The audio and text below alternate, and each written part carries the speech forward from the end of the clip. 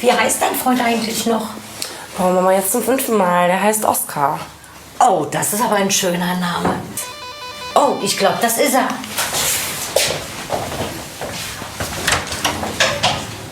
Oh, oh.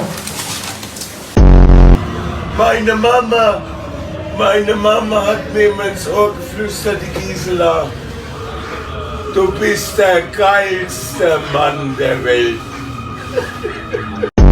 Du bist der Mann, du hast, als du mich geheiratet hast, gesagt, du wirst immer für mich da sein. War gelogen.